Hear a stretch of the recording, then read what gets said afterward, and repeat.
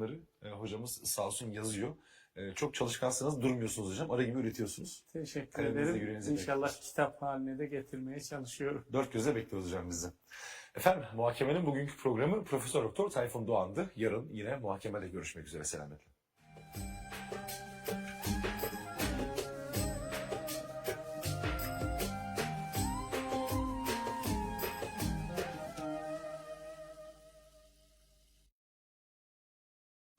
Save up to £468 on your car insurance.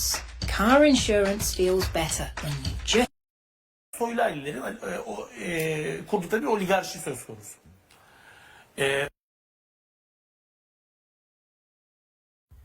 Genel izleyici kitlesi için uygundur.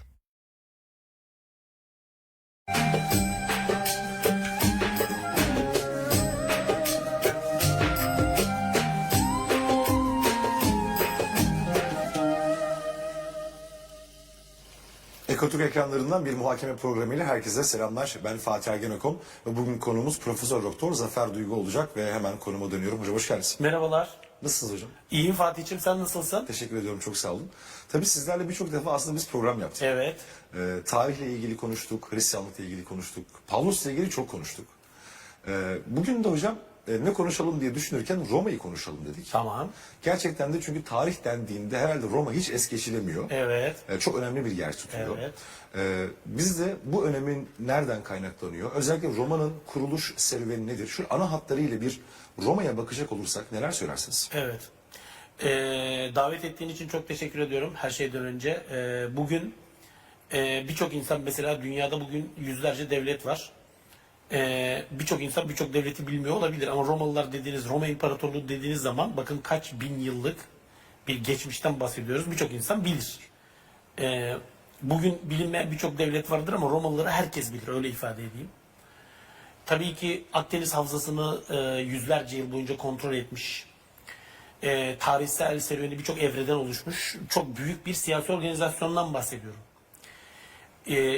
Rivayete göre M.Ö. 753'te Latium bölgesinde İtalya'da kurulmuş bir şehir devleti.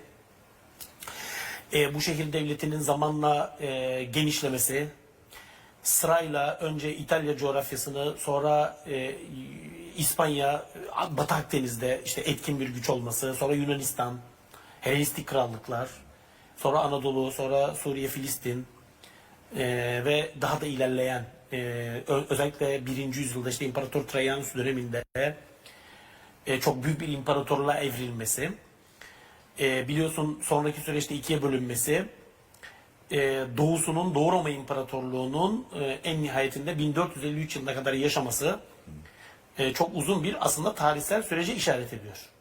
Yani M.Ö. 753'ten başladık, M.Ö. sonra 1453'e geldik. Onun için çok kapsamlı bir konu. Hem kronolojisi çok uzun, hem açılabilecek konu başlığı çok. Fakat ana hatlarıyla şöyle bir bakmak gerekirse Roma'ya, Roma İmparatorluğu'na ya da Romalılara, tabii senin de haklı olarak bahsettiğin gibi öncelikle bir kuruluş efsanesi var. Çeşitli varyantlarına rastladığımız bir efsane. Efsaneler bize iki tane kahramandan bahsediyor. Bunlar ikiz kardeşler. Romulus ve Remus. Bunlar aslında Truva kökenliler. Truva'dan savaştan kaçmışlar. Ataları, kendileri değil. Ve orada Roma'nın kuzeyinde başka bir şehir kurmuşlar. Alba Longa. Bu meşhur Truva değil mi? Tabii ki Bildiğimiz. meşhur Çanakkale. Çanakkale. Oradan geliyorlar. Rivayete göre. Evet. Ve Alba Longa kralı Numitor. Meşhur o dönemin. Fakat o şehir devletinde bir taht mücadelesi patlak veriyor. Numitor tahttan indiriliyor. Kardeşi onu tahttan indirmiş, kendisi başa çıkmış. Bir de yol düşünmüş. Yani evet ben şu anda iktidarım ama ya bu Numitor'un torunları olursa, çünkü kızı falan var. Zaten oğlunu öldürmüşler. Hani o da çocuk doğurursa tahtta yarın öbür gün hak iddia ederler. Evet. Ne yapalım? O zaman kızı da bertaraf edelim. Nasıl? Vesta rahibesi yapıyorlar. Rhea Silvia kızın adı. Numitor'un kızı Rhea Silvia. Vesta rahibesi yapıyorlar. 30 yıl boyunca bekaretini korumak zorunda. Vesta rahibeleri Roma'nın pagan inanç sistemi içerisinde bir müessese bu. Vesta rahibeliği.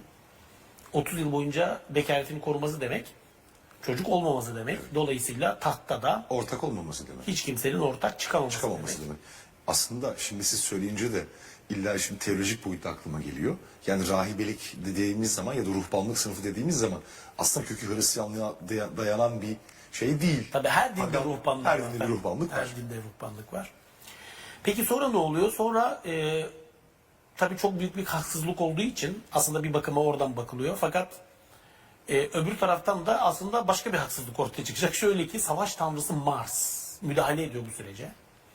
Rhea Silvia'ya tecavüz ediyor ve buradan yani bir tanrının bir beşer hanımla birlikteliğinden 2 tane çocuk doğuyor. Bunlar ikiz kardeşler Romulus ve Remus. Az önceki bahsettiğiniz kurucular. Evet. Sonra bunların peşine düşüyorlar tabii. Bu çocukların peşine düşüyorlar. Çocukları tabii saklamak için Tiber Nehri'ne çocukları bırakıyorlar. Nehirde bunların talihi yaver gidiyor. Burada bunların işte bir dişi kurt tarafından emzirilerek büyütüldükleri bulunduktan sonra hatta sonrasında işte bir çoban ve eşinin çocukları büyüttüğü rivayet ediliyor. Bunlar büyüdükten sonra işte tanrılar lütfu bunların üzerinde bir şehir kuracaklar Roma. Ama hangisi kuracak? Ya da şehrin kralı kim olacak? Bu gibi bir takım tartışmalar var. Çocukların arasına bir husumet giriyor. Romulus Remus'u öldürüyor. Bunun sonrasında Romus Roma'nın kurucu kralı olarak başa geçiyor. Tabii bu Mars önemli bir figür. Savaş tanrısı olması tanrısı, evet. Romalıların sonraki dönemlerde bakın bizim atalarımızın kökeni de savaş tanrısıdır.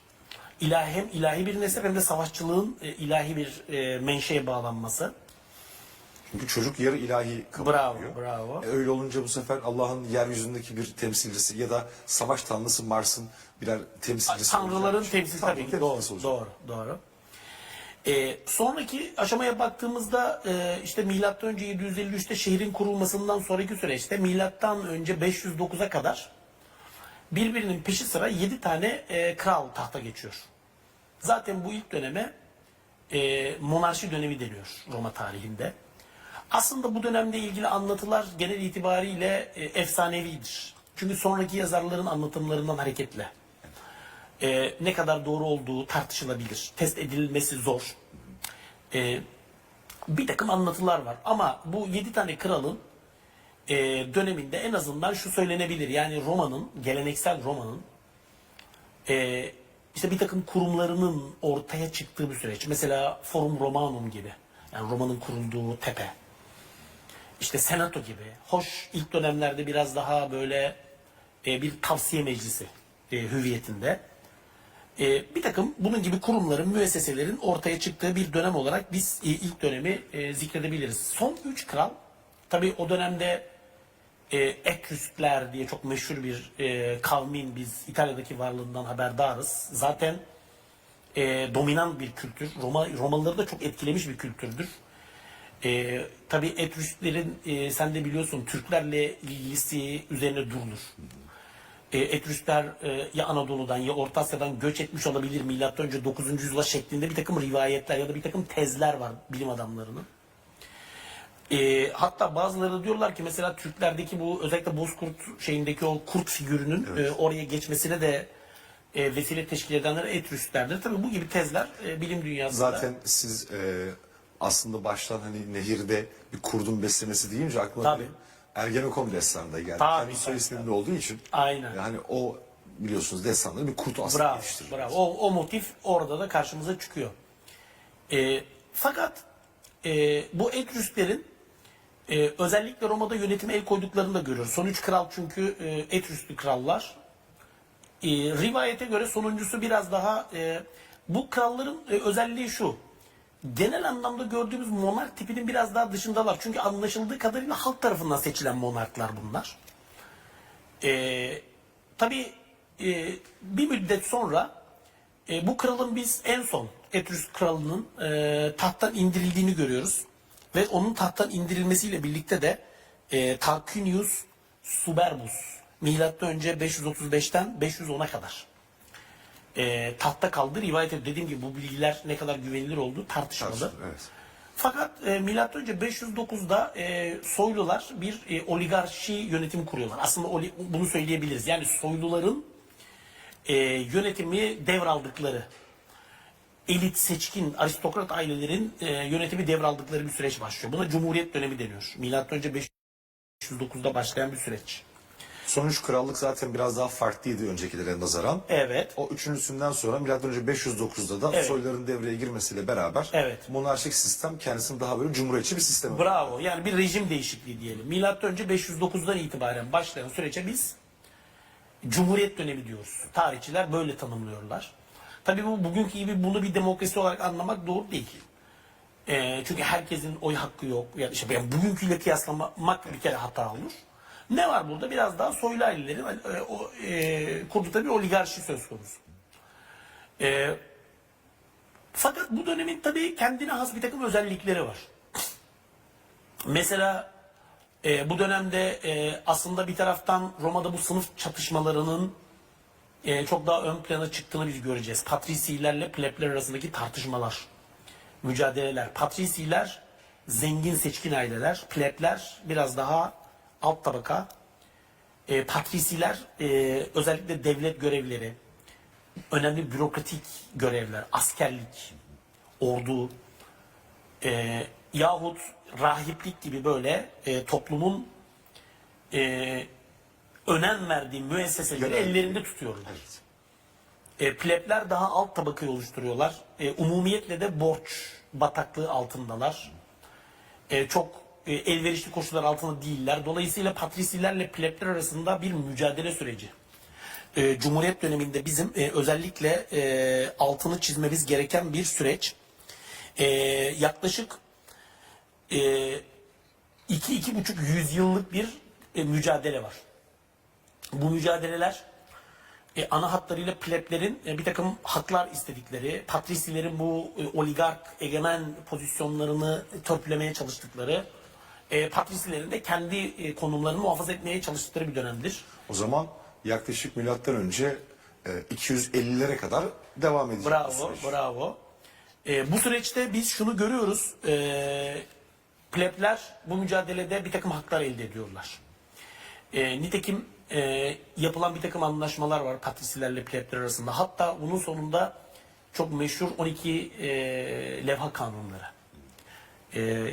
yazıya geçiriliyor. Hatta bundan sonra da patrislerin mücadeleleri, affedersin pleblerin mücadeleleri devam edecek ve bir takım haklar elde edecekler.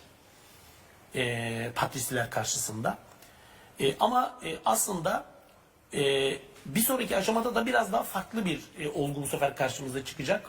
Bu sefer de patrislerin arasında daha seçkin olanlarla pleblerin arasında daha seçkin olanlar bu sefer de yeniden bir üst sınıf teşkil edecekler. İnsanlık tarihi işte böyle.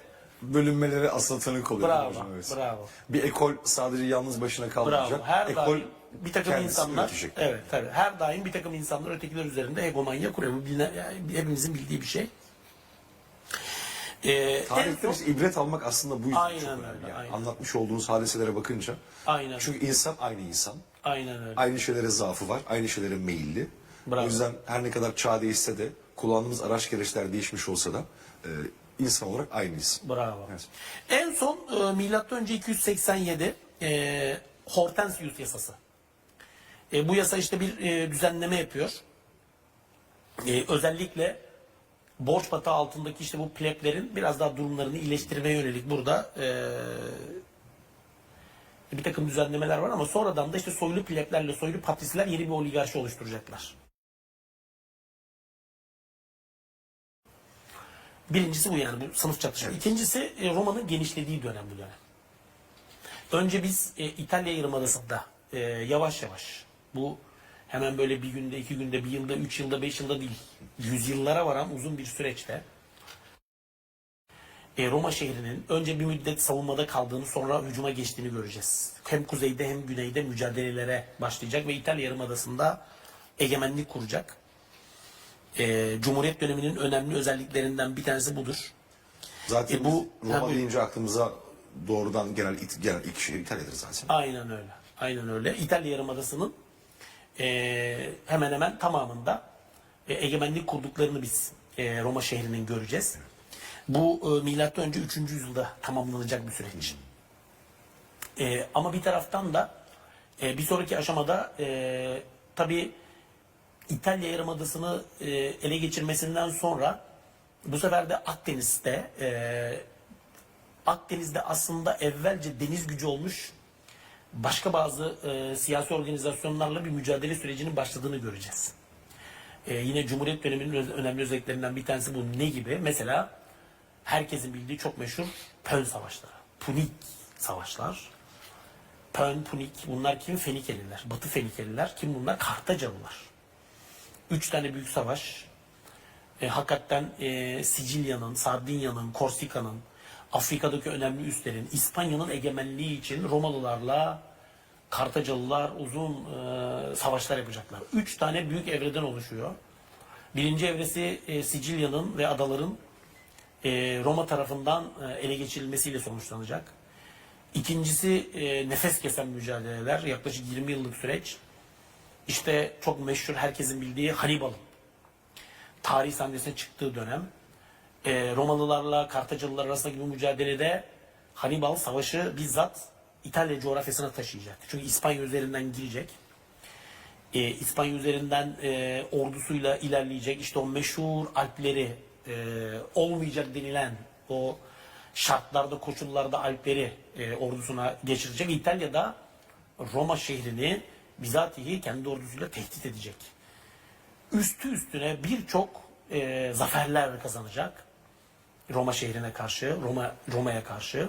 Bir de tarih biraz onlardan yana anlatılıyor sanki. Kahramanlıkları veya destanları, özellikle Kartacalıların verdikleri mücadeleler çok destansı bir şekilde hocam anlatılır.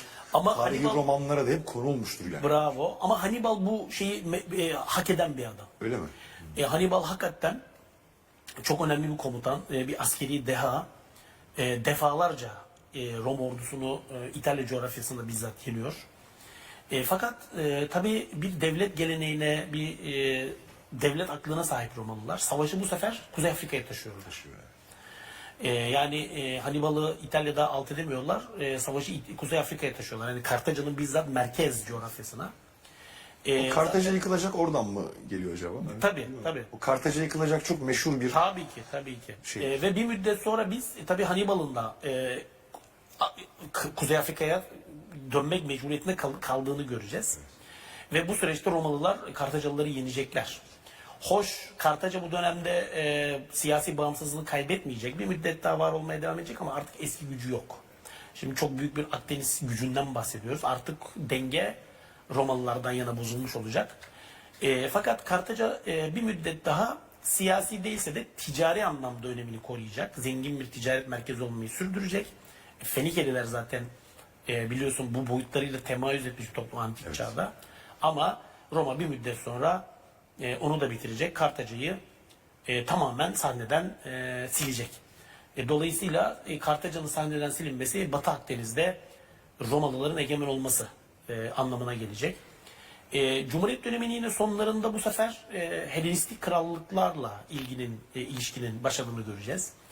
Ve Romalılar özellikle Makedon krallarıyla mücadeleleri, sonrasında iç Batı Anadolu'da bir takım mücadeleleri, bu artık aslında bir taraftan da Cumhuriyet döneminden imparatorluk dönemine geçiş süreci. Şimdi imparatorluk sürecine geçiş de milattan önce 27'de olacak. Roma'nın Cumhuriyet döneminin aslında ürettiği birçok önemli aktör var. Biz bu aktörlerin kendi işlerinde bir mücadele sürecine girdiklerini göreceğiz. Mesela Julius Caesar bunlardan bir tanesi olacak. Meşhur Caesar bunlardan bir tanesi olacak. Yine bir sonraki aşamada Octavianus bunlardan bir tanesi olacak. Özellikle Gnaeus Pompeius bunlardan bir tanesi olacak. Marcus Antonius bunlardan bir tanesi olacak. Bunlar tabii bu Cumhuriyet bir taraftan senatoyu yanlarına çekerek, bir taraftan halkın desteğini sağlayarak Roma'da kendi adlarına egemenlik test etme mücadelesi içerisindeler bir boyutuyla. Tabii bu mücadeleleri sonunda Octavianus kazanacak. Özellikle Marcus Antonius'un tarih sahnesinden çekildiği bir dönem olacak. Kleopatra, bu Ptolemaiosları yani Mısır coğrafyasının da aslında Aktium Savaşı'ndan sonra Romalılarca ele geçirilmesi anlamına gelecek. Bir taraftan da özellikle Pompeius'un doğuda başarılı askeri seferler yaptığı bir dönem. Tabi burada Makedonya ile başlayan, Makedonlar üzerinden Yunanistan'a Romalıların nüfuzunun girdiği, özellikle Korint'in falan çok ağır şekilde tahrip edildiği, halkının sürgün edildiği, köle yapıldığı bir süreç. Tabi Helenistik krallıklarla Romalılar arasındaki ilişkiler farklı mahiyetlerde tezahür edecek. Mesela bazen biz 3. Aptalos gibi, Pergamon kralı 3. Aptalos ki Batı Anadolu'nun batısında büyük bir Helenistik krallıktır. Mesela vasiyet yoluyla ülkesini Romalılara miras bırakacak. Ama öte taraftan Pontos kralı Mitridates gibi bir takım tarihsel şahsiyetlerin de Romalılara karşı çok kuvvetli bir direnç ortaya koyduklarını göreceğiz ama Romalılar bu direnci yıkacaklar. Özellikle milattan önce 64 önemli bir kırılma dönemi teşkil edecek. Çünkü bu tarihte Mitridates ölecek. Artık Romalıların karşısında bir direniş kalmayacak. Ve cebri bir yürüyüşle biz Antakya'nın, Suriye'nin Pompeius tarafından fethedildiğini göreceğiz. Bakın İtalya'dan nereye geldi iş. Evet. O yüzden de zaten 27'ye kadarki dönem Cumhuriyet, daha sonrası artık imparatorluk tabii ki. Çünkü bir rejim de değişecek. Çünkü işte bu Julius Caesar, Octavianus bu dönemde artık gücün tek bir kişinin elinde toplanmaya başlanması söz konusu olacak. Ve en nihayetinde biz Pompeius'un Filistin coğrafyasını, özellikle tabii Filistin Yahudilerinin orada yaşaması, tapınağın tahrip edilmesi falan oradan da hatırlanan, henüz tapınak tahrip olmayacak ama bir müddet sonra Romalılarla Yahudilerin de ilginç ilişkileri ortaya çıkacak. Bu süreç 66-70, 132-135 savaşlarına kadar devam edecek. Romalılar bir müddet sonra aslında İmparator Trajanus döneminde en geniş sınırlarına ulaşacaklar. Roma tarihinin en geniş sınırları İmparator Trajanus dönemidir. 1. yüzyılın sonu, milattan sonra 1. yüzyılın sonu ve 2. yüzyılın başı. Hakikaten Akdeniz'in biz bir iç denize dönüştüğünü göreceğiz. Bir sonraki aşama aslında Trajanus'u da ihtiva eden o 5 imparator denilen dönemdir. Pax Romana yani Roma barışının yani en azından imparatorluğun iç bölgelerinde görece istikrarın, huzurun nispeten egemen olduğu. Evet yani bir taraftan savaşların, mücadelelerin sürdüğü ama bir taraftan da istikrarın iyi kötü temin edildiği bir süreç olacak. 5 imparator Nerva'dan başlayan ve Marcus Antonius'un ölümüne kadar yani 96'dan 180'lere kadar uzun bir süreç. 100 yıllık. Tabii Pax Romana diyorlar buna. Roma'nın barışı, Roma'nın dünyada her tarafta egemenliğini kabul ettirdiği o günkü Akdeniz Havzası üzerinde söylüyorum. Partlar üzerinde bile tarihsel kadim düşman o Part hanedanının bile diz çöktüğü bir dönem olacak Romalılara. Ahamenişlerin yani Perslerin mirasçısı olan zaten ondan sonra yeniden Sasaniler olarak sahnede Romalılara yeniden büyük bir rakip olarak tarih sahnesine çıkacaklar. Peki bu dönemde ne olacak? Bu dönemde 5 imparatorla birlikte Romalılar Pax Romana'yı sağladılar ama işler çok iyi gitmeyecek sonrasında. Çünkü bir sonraki aşamada 3. yüzyıl krizler yüzyılı diye bilinen bir dönem. 180'den sonra. Aslında 230'lu yıllarda başlayan bir süreç bu. Diokletianus'a kadar 285 yılına kadar sürecek. Hakikaten imparatorluğun çok ciddi tarih sahnesinden çekilme tehdidi altında bulunduğu. Bir kere dış tehditler, dış koşullar çok olumsuz. Çünkü Sasaniler doğuda yeni bir güç olarak yükselecekler ve Romalıları üst üste yenecekler. Hatta esir düşen Valerianus gibi Roma imparatorları olacak. Batıda barbar istilaları. İçeride enflasyon, pahalılık, bilhassa salgın hastalıklar ve bürokraside ve özellikle imparatorluk makamı özelinde istikrarın bozulması. Çünkü onlarca imparator var birkaç yıllık. Çünkü her gelen selefini öldürüyor. Halefi de selefini öldürüyor. Kendisinin halefi de selefini yani kendisini öldürmüş oluyor. Evet. Tam bir istikrarsızlık. Sonrasında 285'ten itibaren bir Tetrarşi dönemi. Diokletianus'un imzasıyla ortaya çıkmış bir dönem. Tetrarşi döneminde Diokletianus işte yani bu kötü gidişi nasıl durdururuz? Bu krizler evresini, bu krizler sürecini nasıl çözeriz? Bu bağlamda Diokletianus'la birlikte 285'ten itibaren bir Tetrarşi dönemi aslında imparatorluk topraklarını biraz taksim ediyor Diokletianus. Çok geniş toprakları. 2 Augustus olacak. 2 tane kral, hükümdar, monark. Onların yanında yardımcı bağlamda 2 tane Sezar. Dörtlü bir yönetim şurası. Çok enteresan gerçekten değil mi? Tabii ki batıda doğuda 2 imparator yani 2 Augustus ve 2 tane Sezar. Fakat bu da beklenen tesiri aslında gösteremeyecek. Hoş. Diokletianus'un reformları özellikle bu tetrarşi yönetimi imparatorluğun bu krizler evresini aşmasına yardımcı olacak. Ve aşacak. Ama bir müddet sonra bu sefer de tetrarşi içerisindeki yöneticiler birbirlerine girecekler. Bu mücadeleler, uzun soluklu mücadeleler 306'da ve 324'te büyük zaferler kazanan. Birincisi Milvius Köprüsü Savaşı'nda Maxentius'u yenen, ikincisi 324'te Licinius'u yenen kim? İmparator Konstantinos. Evet. Yani bugünkü İstanbul şehrinin kurucusu. Hocam Konstantinos tam Konstantinos tarih sahnesine çıkacak ve yeniden monarşiyi ihya edecek. Tamam. O zaman araya gidelim. Eyvallah. Tam da oradan İstanbul'dan devam edelim hocam. Efendim bugün konuğumuz Profesör Doktor Zafer Duygu. Kısa bir ara sonrasında karşınızdayız.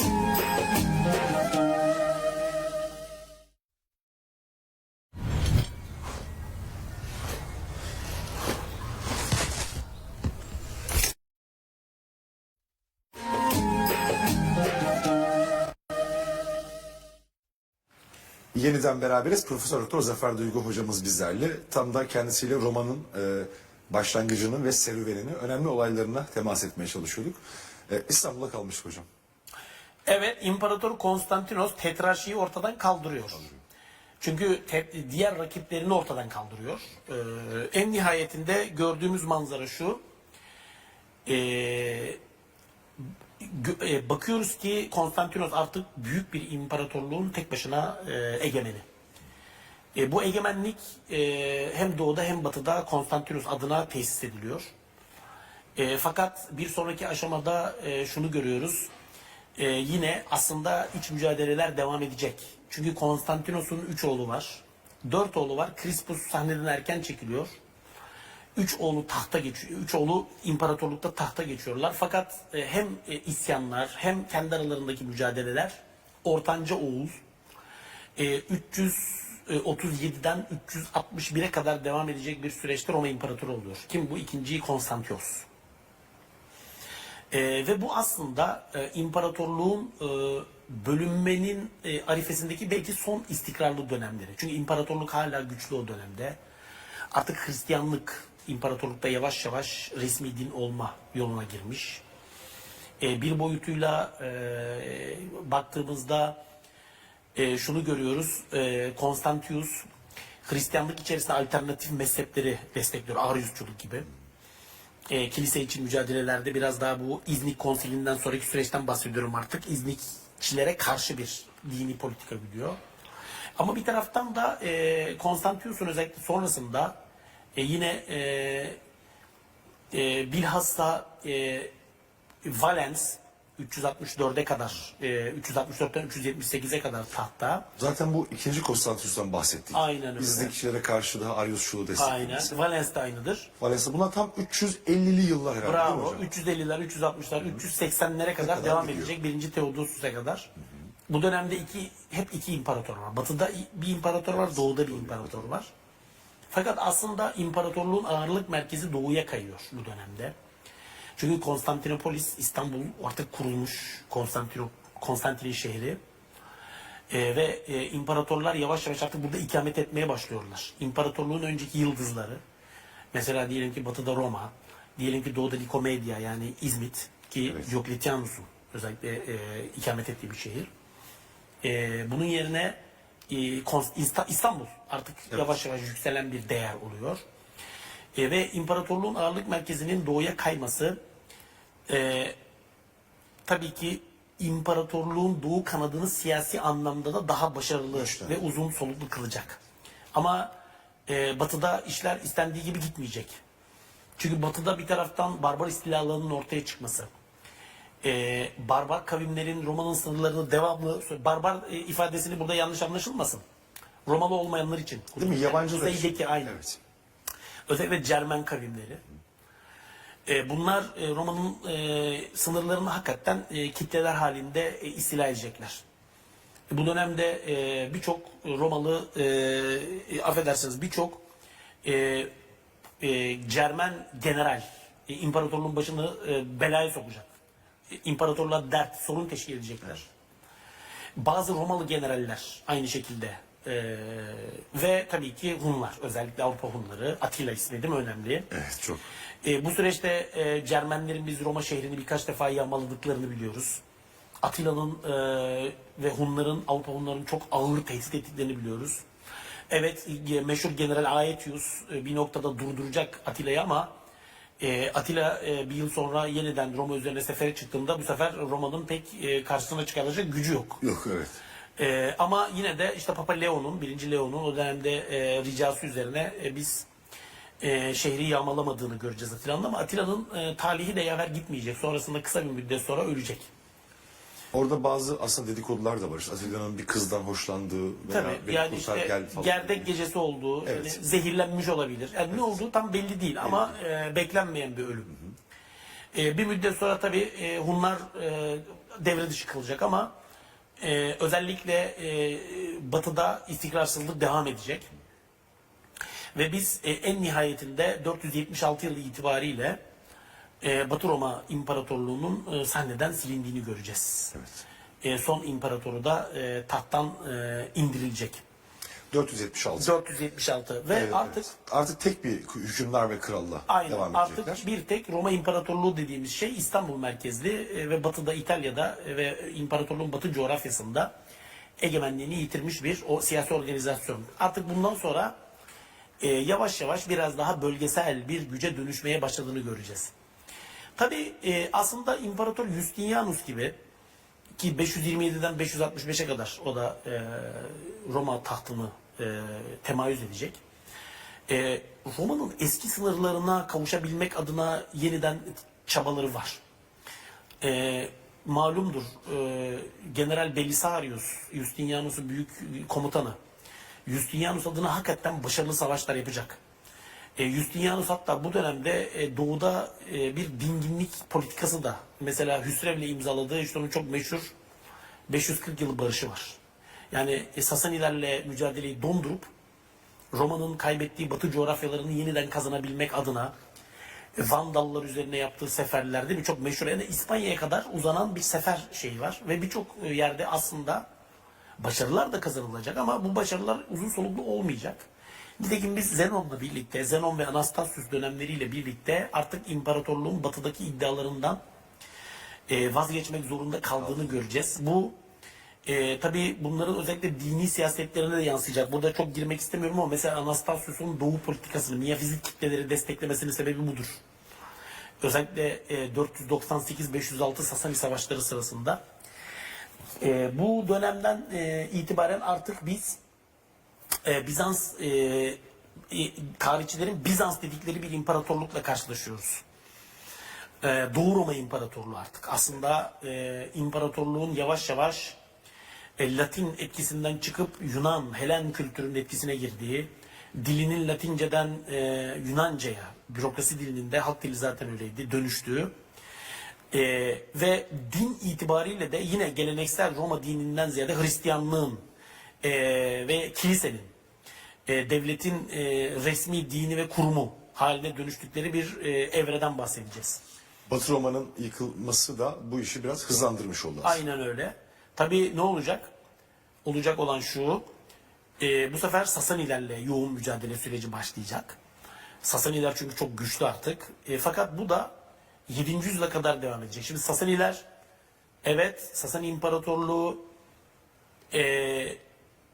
Romalılar üzerinde birçok zafer elde edecek. Özellikle bu zaferler 7. yüzyılda Rum suresinde de bahsedildiği üzere 602-628 savaşlarında zirveye ulaşacak. Tam onu diyecektim ya, Kur'an'ın zaten inmeye başladığı dönemde Aynen 7. yüzyıl. Aynen öyle ve o dönemde bu mücadelelerin bir zirveye ulaştığını ve artık Doğu Roma İmparatorluğu'nun neredeyse İstanbul dışındaki bütün coğrafyalarını kaybettiğini göreceğiz. Sadece o değil, yani batıda da başka kavimlerin saldırıları da söz konusu. Fakat İmparator Herakleios, onun da 610'dan 641'e kadar biz tahtta kaldığını biliyoruz. Mucizevi bir geri dönüş yapacak ve imparatorluğun arazisini, tabi detaylara girmiyorum, kurtaracak. Peki, Bu bizim bildiğimiz meşhur değil mi, Herakleikos? İşte Hazreti Peygamber'in çağdaşı olan. Çağdaşı olan ve Peki, mektup yazdığı söylenen. söylenen. Peki kim adına kurtarmış aslında Herakleios bu coğrafyaları? Tabii ki çok kısa bir süre, o coğrafyaları kurtardıktan çok kısa bir süre sonra bu sefer yeni fatihler gelecek. Evet. Bu fatihler artık Müslümanlar. Evet. Ve çok geniş coğrafyalarda egemenlik tesis edecekler. Doğu Roma İmparatorluğu'nun biz bu dönemde Müslümanlar karşısında en önemli coğrafyalarını kaybettiğini göreceğiz. Suriye, Filistin, Mısır,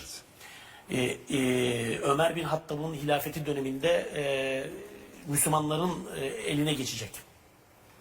Müslümanlar Sasani İmparatorluğu'nu zaten tamamen tarih sahnesinden silecekler.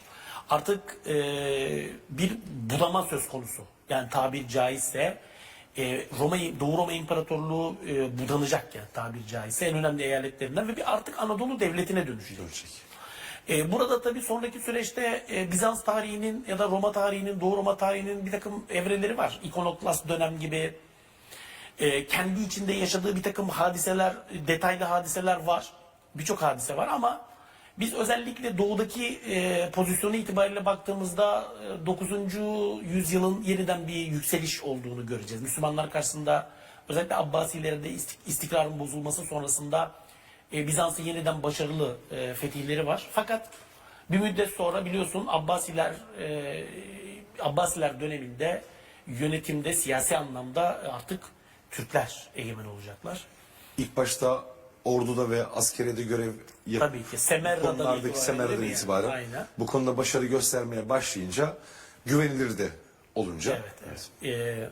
Bravo. Tabii tam da bunlar bir ilahiyatçı olduğu için senin de alanında güzel oldu. Tuğrul ve Çağrı Beylerle birlikte biliyorsun Türkler siyasi egemenliği alacaklar ama özellikle Doğu Roma açısından baktığımızda tabii ki çok büyük bir kırılma noktası 1071 olacak.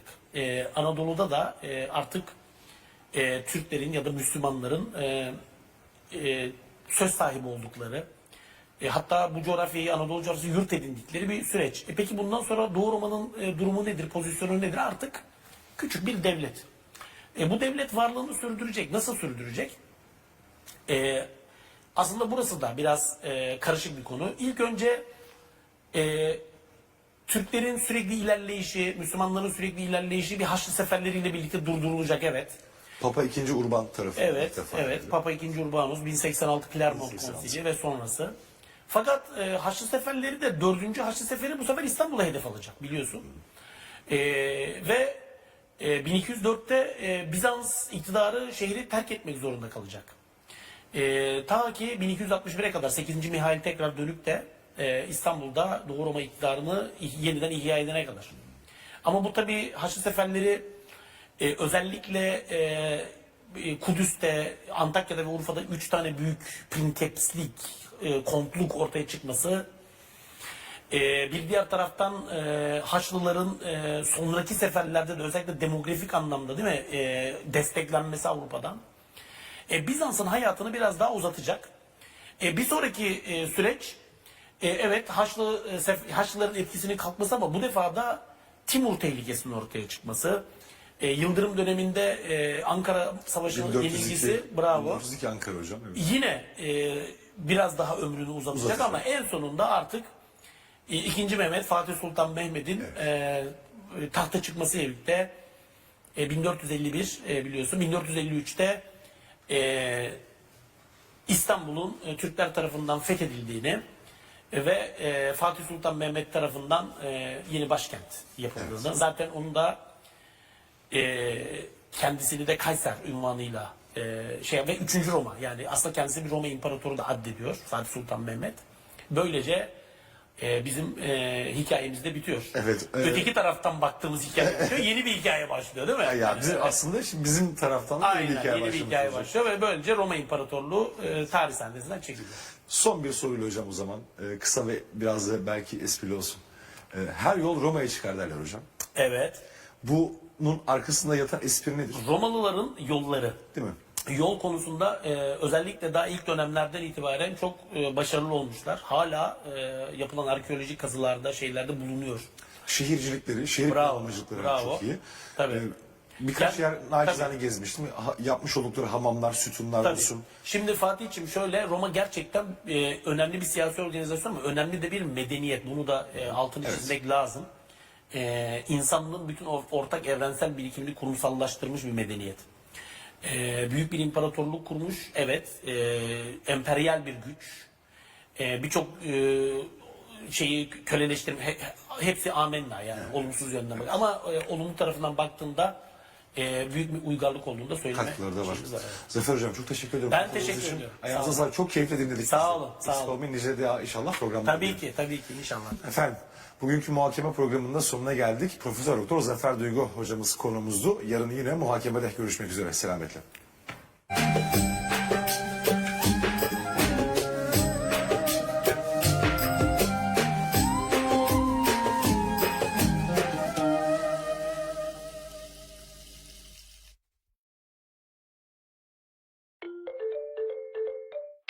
Arjun, that money you sent with Remitly made Chacha's birthday so special. Genel izleyici kitlesi için uygundur.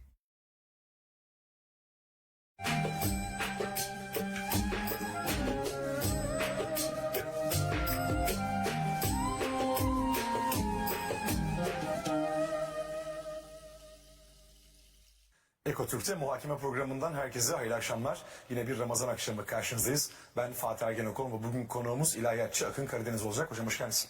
Hoş bulduk Fatih Hocam. Nasılsınız, iyi misiniz? Teşekkür ediyoruz. Sizler nasılsınız? Malum Ramazan ayındayız, onu idrak ediyoruz. Hayırlı bereketli olsun Ramazan ayımız inşallah. İzleyicilerimizin de Ramazan ayını tebrik ediyorum. Hayırlı bereketli olsun inşallah. İnşallah. Tabii en büyük niyazımız tüm insanlık için, ümmetimiz için, Evet. iman ailemiz için değil mi? Hayırlara vesile olması. İnşallah. Daha sağlıklı, daha geleceği parlak bir ümmet duasıyla diyelim biz de. İnşallah. Şimdi tabii Ramazan ayındayız deyince aslında Ramazan'da aklımıza ilk gelen şeylerden birisi Kur'an olmalı. Hatta ilk aslında Kur'an gelmeli. Zira Kur'an ayı. Kur'an ayı çünkü. Şehru Ramazanellezi unzile fihil Kur'an hüdellinnas. Bakara 185. Kur'an'ın indirilmeye başlandığı ay. Ay. Yol gösterici olarak. Hiç şüphesiz ki Kur'an-ı Kerim'in de en çok okunduğu ay Ramazan ayı olacak. Dolayısıyla biz de dedik ki bu programı Kur'an ile ilişkimiz üzerinden ele almaya çalışalım ama bunu ele alırken sadece iyi taraflarını vurgulamak değil, bazı problemli yerlere de dikkat çekmek lazım. Çünkü hiç şüphesiz ki sadece doğruyu göstermek yetmiyor, bazen yanlışa da dikkat çekmek lazım. Kesinlikle. O yüzden biz de dedik ki hocam, Kur'an ile iletişimimizdeki en büyük sorunlar nelerdir diye şöyle biraz başlayalım. Bugün Müslümanların Kur'an ile iletişimindeki en büyük sorun hiç şüphesiz Kur'an'ın lafzının güzel okunmasına verilen önemin mana ve hakikatlerinin doğru anlaşılmasına verilmemesidir. Kur'an'ın Arapça lafzının güzel okunmasına verilen önemin mana ve hakikatlerinin doğru anlaşılmasına verilmemesinden dolayı bugün Kur'an-ı Mübin dünyada en çok okunan ama maalesef en az anlaşılan bir kitap konumundadır. Bugün Müslümanların birçoğu maalesef Kur'an'ı sevap kazanmak için okumaktalar. Artık biz Müslümanların Kur'an'ı sevap kazanmak için okunan bir kitap olmaktan çıkarıp Kur'an'ı doğru bir şekilde anlayıp hayatımıza doğru bir şekilde tatbik edebilmek için okunan bir kitap haline dönüştürmemiz elzemdir ve unutmamalıyız ki asıl sevap da Kur'an'ı doğru bir şekilde anlayıp doğru bir şekilde hayata tatbik etmek ile kazanılabilir. Bugün ülkemiz toplumunda Arapça ile ilgili maalesef çok ciddi bir taassup vardır. Hatta bu taassup öyle ileri gitmiştir ki kimi Müslümanlar Arapça gördüğü dergi ve gazetelere dahi kutsiyet atfeder hale gelmiştir. Takvim yaprakları bunun en güzel örneği Evet. değil mi? Yine kimi Müslümanlar dua içerikli bir kısım Arapça metinleri ezberleyerek ne dediklerini hiç bilmeden ve anlamadan Allah'a dua etmeyi dinin bir gerekliliği gibi maalesef görmekteler. Bugün Müslümanların Allah'ın mektubu ve mesajı ile buluşmasının önünde adeta en büyük engel olan bu Arapça taassubunun kırılması son derece önemli ve son derece hayati bir konudur. Onun için öncelikle bizim Kur'an'ın niçin Arapça indirildiğini bir Kur'an'dan anlamamız gerekiyor. Kur'an-ı Mübin İbrahim suresinin 4. ayetinde buyuruyor ki ve ma erselne min rasulin illa bilisani kavmihi liyubeyyine lehum. Biz her Resulü, her elçiyi ancak kendi halkının, kendi kavminin diliyle göndeririz ki onlara, o halkına hakikatleri ayan beyan apaçık bir şekilde anlasın, açıklasın. Bu ayetten çok net bir şekilde anlıyoruz ki Kur'an'ın Arapça gönderilmesinin tek bir hikmeti var. İkinci bir hikmeti yok. O da indiği toplumun Arap ve o toplumun da ana dilinin Arapça olmasıdır. Aynen öyle yine İncil'e baktığımızda indiği toplumda Aramice konuşulduğu için Aramice olarak gelmiş. Yine aynen öyle de Tevrat'a baktığımızda indiği toplumda İbranice konuşulduğu için Tevrat da İbranice olarak gönderilmiş. Yani Kur'an-ı Mübin o gün Türklere gönderilmiş olsaydı hiç şüpheniz olmasın ki Türkçe indirilecekti. Bu aslında Ebu Hanife'nin de temel Evet. görüşü. Tam hocam bahsettiğiniz üzere der ki İncil Aramicedir, Tevrat İbranicedir, Kur'an ise Arapçadır. Allah'ın dili yoktur. Allah her dili şüphesiz ki Evet. bilir. Dolayısıyla bu tamamen tam ayetin sonundaki o gerekçe li yübeyyine lehum. Evet. Yani onlara beyan edebilmen yani açıklaman için. Hakikatler açıklansın. O halde Arapçanın kendisi lafzen kutsal bir dil değildir diye Onunla ilgili de ayet-i kerimeyi paylaşacağım. Yani Türklere indirilseydi Türkçe olarak, Japonlara indirilseydi Japonca olarak, Fransızlara indirilseydi Fransızca, İngilizlere indirilseydi Kur'an hiç şüpheniz olmasın İngilizce olarak gönderilecekti. Bu konuyla ilgili izleyicilerimizle birkaç ayet daha paylaşayım. Mesela Fussilet suresinin 44. ayeti kerimesinde Rabbimiz buyuruyor ki وَلَوْ جَعَلْنَاهُ قُرْآنًا اَعْجَمِيًّا Eğer biz bunu yabancı bir dilde Kur'an kılsaydık لَقَالُوا لَوْلَا فُسِّلَتْ آيَاتُهُ Hemen itiraz edeceklerdi. Diyeceklerdi ki ya bunun ayetleri tafsilatlı bir şekilde, ayrıntılı bir şekilde bizim anlayacağımız şekilde açıklansaydı, detaylandırılsaydı ya. Acemiyyun ve arabiyyun. Hiç Araba, Acemce yani yabancı bir dilde kitap olur mu diye itiraz edeceklerdi. Yusuf suresinin ilk 2 ayetini paylaşalım izleyicilerimizle. Elif lam ra tilke ayatul kitabil mübin. Elif lam ra işte bunlar açık kitabın ayetleridir. Açık bir kitap olmasının sebebi inna enzelnahu Kur'anen Arabiyyen leallekum taqilun. Akıl erdiresiniz diye yani anlayasınız diye bunu size Arapça bir Kur'an olarak indirdik. Biz bu kitabı. O yüzden muhatap Arap anlayacağı dilden indirdik ki onlar için açık bir kitap olsun. Yine Duhan suresinin 58. ayetine baktığımız zaman فَاِنَّمَا يَسَّرْنَاهُ بِلِسَانِكَ Biz onu yani Kur'an'ı senin dilinde kolaylaştırdık. Yani anlaşılır kıldık ki لَعَلَّهُمْ يَتَذَكَّرُونَ Bu Kur'an'ın muhatapları hakikatin, gerçeğin bilgisinden gerekli öğüt ve nasihatları alsın, gerçeğin bilgisini hatırlasınlar diye. Şimdi Arapça kutsal bir dil midir peki? Bunun da cevabını bize Rum suresinin 22. ayet-i kerimesi veriyor. Rabbimiz buyuruyor ki ve min ayatihi halkus semavati vel ard. Yerin ve göklerin yaratılışında onun Allah'ın varlığının belgeleri ve delilleri vardır. Bir de ve ihtilafu elsinetüküm ve elvanikum. Dillerinizin ve renklerinizin yani tenlerinizin, ırklarınızın farklı farklı olması da Allah'ın varlığının delillerindendir, belgelerindendir. İnne fî zâlike le âyâtin lil âlimîn. Bilenler için işte bütün bunlarda ibretlik dersler, deliller ve Allah'a ulaştıran belgeler vardır. Bu ayet-i kerime çok net bir şekilde şunu ifade ediyor bize.